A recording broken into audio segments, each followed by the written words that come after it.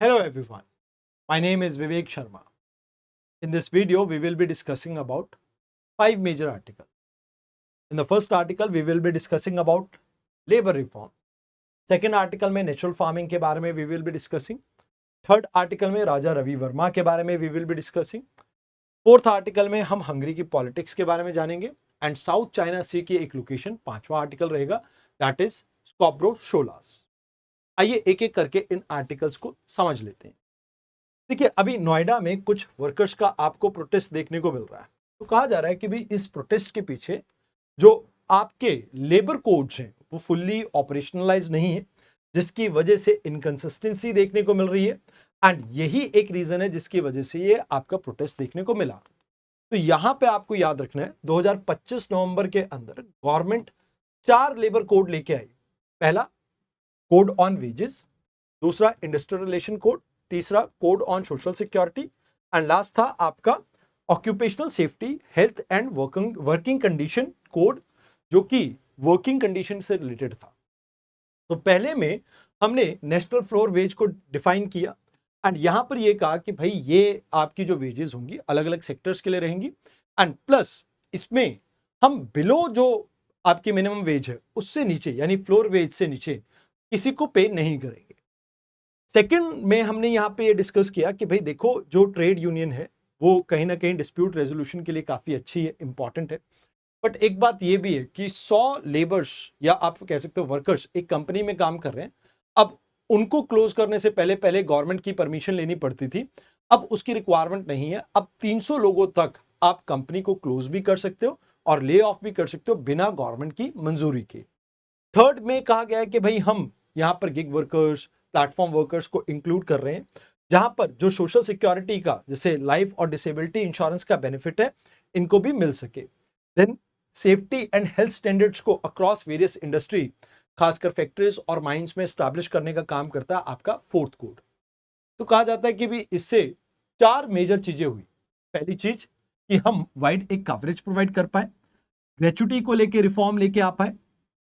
Even 1 साल अगर किसी ने काम किया है कंटिन्यूसली तो उसको भी ग्रेचुटी मिलेगी. देन जेंडर इक्वालिटी हमने प्रमोट करने की कोशिश की. इवन नाइट शिफ्ट में वुमेन्स की रजामंदी से आप उन्हें नाइट शिफ्ट पे भी लगा सकते हैं. फॉर्मलाइजेशन के ऊपर हमारा फोकस है एंड यहां पर इसका इंपैक्ट ये रहा कि फाइलिंग काफी सिंप्लीफाई की, वेज को हमने डिफाइन किया एंड कहीं ना कहीं इंस्पेक्टर कम फैसिलिटेटर को हमने यहां पे प्रमोट करने की कोशिश की है ताकि इंस्पेक्टर राज को खत्म किया जा सके. इन एडिशन टू दिस हमने स्किल डेवलपमेंट के ऊपर भी यहां पे फोकस किया.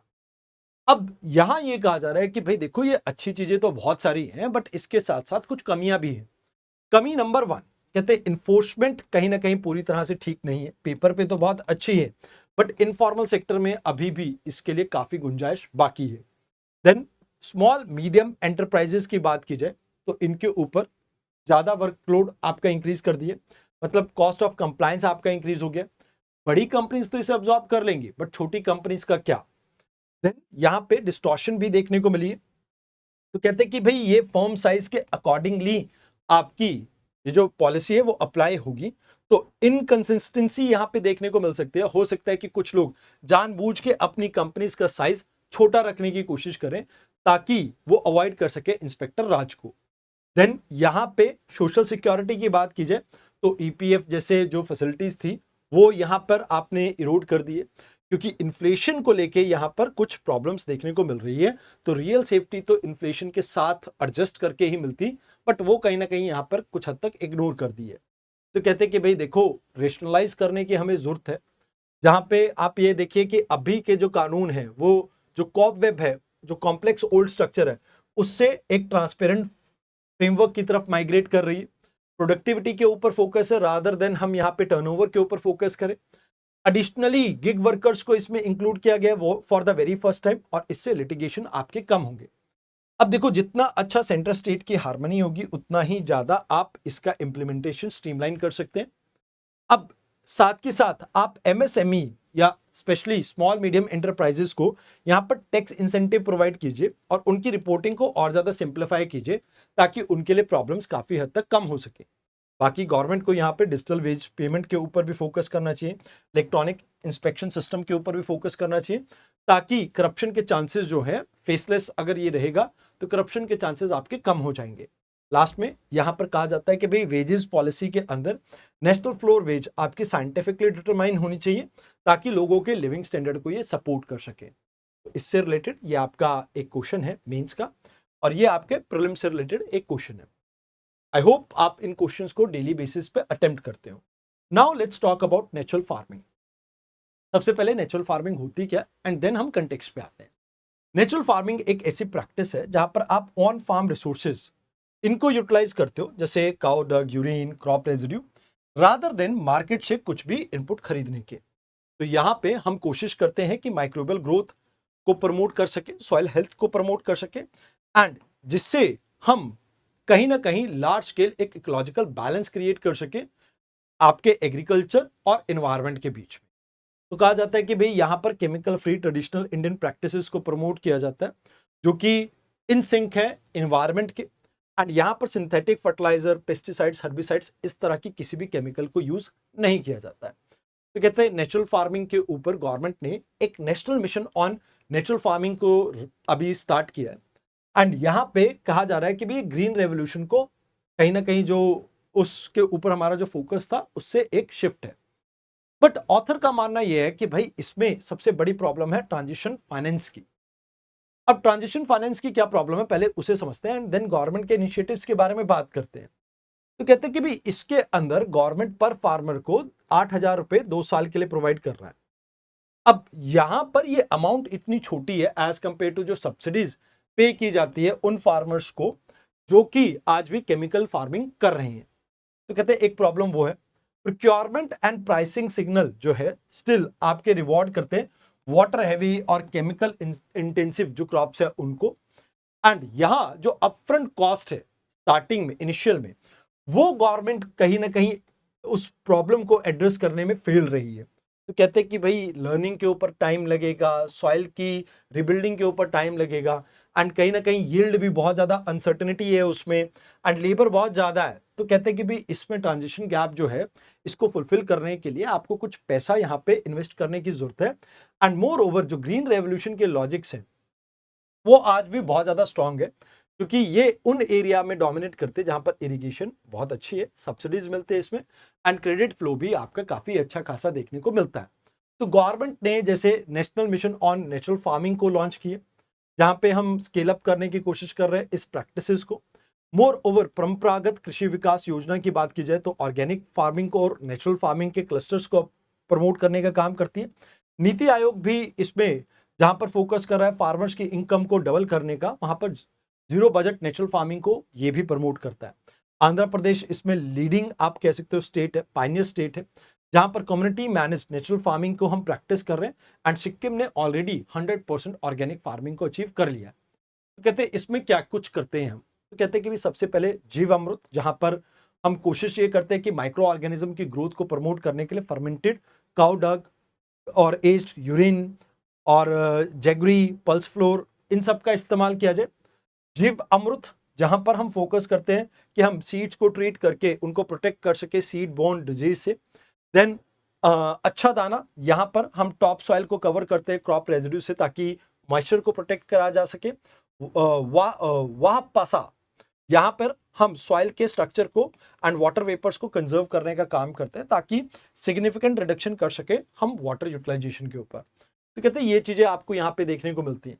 तो यहाँ एक ग्रीन ट्रांजिशन फंड आपको क्रिएट करना होगा, जो कि आपका ब्रिज कर सके फाइनेंस को, ताकि फार्मर्स को हेल्प कर सके। More over corporate social responsibility के अंदर भी यहाँ पर आपको इसको इंक्लूड करना होगा, ताकि कॉर्पोरेट सेक्टर का भी आपको यहाँ पे बेनिफिट मिल सके। देन यहाँ पे आउटकम बेस्ड इंसेंटिव होना चाहिए, पेमेंट जो हो वो मेजरेबल इकोलॉजिकल आउटकम के ऊपर बेस्ड हो, जैसे सॉइल ने कितना कार्बन सिक्वेस्ट्रेट किया, कितना पानी बचाया, इस बेसिस पे। तो कहते हैं इंस्टीट्यूशनल सपोर्ट के बिना ये स्कीम आपकी आगे नहीं बढ़ सकती। तो आपको लोकल लेवल पे कैपेसिटी बिल्डिंग करनी होगी, रिसोर्सेज को बिल्ड करना होगा, एंड सर्टिफाइड इंफ्रास्ट्रक्चर को बिल्ड करने की जरूरत है। एडिशनली स्मॉल मार्जिनल और वुमेन फार्मर्स को यहाँ पर आपको डायरेक्ट इंसेंटिव प्रोवाइड करना होगा, ये सबसे वनरेबल ग्रुप्स है।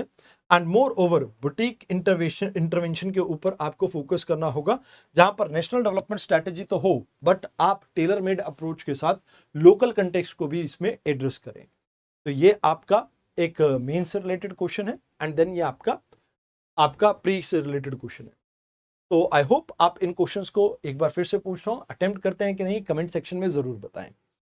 देन आज हम बात करेंगे रवि वर्मा जी के बारे में। Raja Ravi Varma, father of modern Indian art, then the painter among the kings. अब अगर बात की जाए तो इनको ये भी कहा जाता है कि he brought god into gods to people. अब ऐसा क्यों कहा जाता है? कहते हैं कि भाई ये रिलीजियस आर्ट के लिए अपने जाने जाते हैं एंड कहीं ना कहीं हाउस होल्ड फेस बन जाते हैं जो जो भी ये पेंटिंग करते थे। खासकर अगर हम बात करें इनकी पेंटिंग की, तो यशोदा एंड कृष्ण की जो अभी रिसेंट एक पेंटिंग बिकी है इनकी, वो 167 करोड़ रुपीस की बिकी है। तो कहते हैं कि भाई इनकी लेगेसी है। केरला में इनका जन्म हुआ था एंड वेस्टर्न और इंडियन टेक्निक दोनों को इन्होंने बहुत अच्छे से ढाला। तो कहा जाता है कि ऑयल पेंट्स का यूज करते थे, लीनियर पर्सपेक्टिव रखते थे। यूरोपियन पेंटर जो थियोडोर जेनसन थे उनसे काफी इंस्पायर्ड थे ये। एंड कहा जाता है कि भी इनकी पेंटिंग में बहुत ज्यादा डेप्थ हुआ करती थी, फ्लैश एंड ब्लड की तरह। तो यहाँ पे ये पुराण, महाभारत, रामायण इनसे बहुत ज्यादा इंस्पायर्ड थे। Shakuntala, Damayanti and various Hindu deities की इन्होंने पेंटिंग क्रिएट करी। बट कुछ लोग इन्हें क्रिटिसाइज भी करते हैं क्योंकि ये कहते हैं कि भाई ये मेल गेज है, मतलब सब्जेक्टिफाई करते हैं फीमेल्स को। Bengal school of art movement की बात की जाए तो वहां पर अविंद्रनाथ टैगोर जी ने इसकी शुरुआत की थी। तो वर्मा जी के बारे में ये कहते हैं कि भैया ये वेस्टर्नाइजेशन के ऊपर ज्यादा फोकस करते हैं एंड कहीं ना कहीं ये इंडियन आर्ट फॉर्म नहीं है। तो कहा जाता है कि भाई देखो ये ऑयल पेंटिंग में तो सबसे ज्यादा महारत इन्होंने हासिल कर ही रखी थी। एंड स्टिलिंग द फायर, जो आप ये कह सकते हो लाइक यूरोपियन पेंटर्स हैं, जैसे फॉर एग्जांपल थियोडोर की अगर बात की जाए तो उनसे भी ज्यादा नेचुरलिस्टिक पेंटिंग के लिए जाने जाते हैं।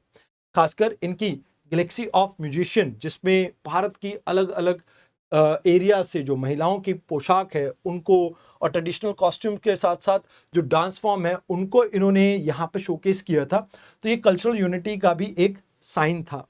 तो यहाँ पर कहा जाता है कि भाई इनकी portrait of lady and even Damayanti, ये काफी आप ये कह सकते हो इंपॉर्टेंट पेंटिंग्स इनकी रही है। तो कहते हैं कि भाई देखो क्रिटिसाइज इनको कमर्शलाइजेशन के लिए किया जाता है कि भाई आई को कैची टाइप ऑफ थिंग्स ये प्रोवाइड करते हैं, calendar type of art provide करते हैं जहां पर मास प्रोडक्शन होती है इनकी पेंटिंग की। मोर ओवर जो फीमेल का पोर्ट्रे है उसको लेके तो कई बार इनको क्रिटिसाइज किया ही गया है। बट बात ये है कि ये हमारी हेरिटेज के पार्ट है, तो हमें यहाँ पर इनके लिए इनके वर्क को रिस्टोर करने के ऊपर एफर्ट्स डालने चाहिए। मोर ओवर हमें एकेडमिक रीएवैल्यूएशन करने की जरूरत है, जहां पर मॉडर्न हिस्ट्री को हम कैसे वर्मा जी के पर्सपेक्टिव से देख सकते हैं उसके ऊपर फोकस करना होगा। एंड ग्लोबल पोजिशनिंग के ऊपर भी यहाँ पर हम फोकस कर सकते हैं, जहां पर कल्चरल सॉफ्ट पावर के तौर पे इनकी पेंटिंग्स को यूज किया जा सके। तो please try to attempt these topic, ये आपके मेंस और प्री के क्वेश्चन है। अब बात करते हैं हंगरी इलेक्शन की। देखो हंगरी में इलेक्शन में क्या हुआ, that is none of our concern, but the thing is हमें थोड़ी बहुत बातें समझनी होंगी, बिकॉज हंगरी के साथ हमारे रिलेशन 1948 से ही है। और कहा जाता है कि 1956 में जिस तरह से इंडिया ने सोवियत यूनियन को वहां पर फोर्स किया था, उसके बाद जो इनके लीडर हैं अरपद गोंस, इनको कहीं ना कहीं बचाया और उसके बाद वो प्रेसिडेंट बने, इसको आज भी हंगरी याद रखता है। तो हमारे फॉरेन ऑफिस कंसल्टेशन आज भी चालू है, जहां पर अभी 11th राउंड ऑफ डिस्कशन हुआ था 2026 न्यू दिल्ली में। 1979 से ही ज्वाइंट बिजनेस काउंसिल हम ऑलरेडी एक दूसरे के साथ ऑपरेट कर रहे हैं, और ये मेजर ग्रीनफील्ड इन्वेस्टर है। अगर बात की जाए अपोलो टायर्स, टीसीएस एंड सन फार्मा जैसे कई जाइंट्स कंपनी के साथ मिलकर इन्होंने कई सारे प्रोजेक्ट्स के ऊपर काम किया है।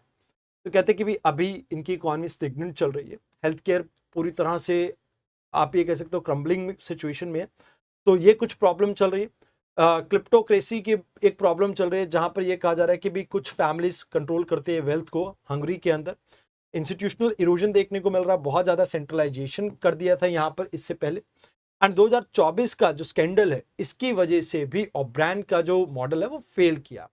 तो ये कुछ प्रॉब्लम्स देखने को मिल रही थी। जहां पर स्कैंडल की बात की जाए तो यहां पर एक सेक्सुअल अब्यूज, मतलब आप कह सकते हो चाइल्ड सेक्स अब्यूज जो थे उनको पार्डन कर दिया था, जिसकी वजह से लोकल पॉलिटिक्स के अंदर इनको क्रिटिसाइज किया जा रहा था। तो अभी तिस्जा पार्टी जो है, इनके जो लीडर है पीटर, ये पावर में आए। हंगरी के अंदर लेजिस्लेचर की बात करें तो यूनिकैमरल है, जिसे नेशनल असेंबली कहा जाता है। 199 मेंबर्स हैं। फंडामेंटल लॉ ऑफ हंगरी यानी उनका कॉन्स्टिट्यूशन पूरे आप कह सकते हो कि इनके सिस्टम को संभालता है। एंड यहाँ पर लेवल प्लेइंग फील्ड नहीं है, क्योंकि रिसेंटली कुछ इलेक्टोरल ऑटोक्रेसी आपको यहाँ पे देखने को मिली थी, जहां जो इनकम्बेंट जो पर्सन है उनके फेवर में ये टिल्ट करती है।